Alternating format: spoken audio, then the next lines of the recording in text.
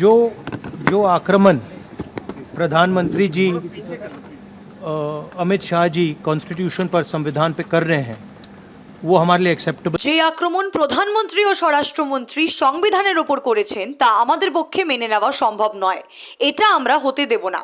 সেই কারণেই শপথ নেওয়ার সময় হাতে সংবিধান ধরেছিলাম। আমাদের বার্তা এটাই যে ভারতের সংবিধানকে কোনো শক্তি ছুঁতে পারবে না।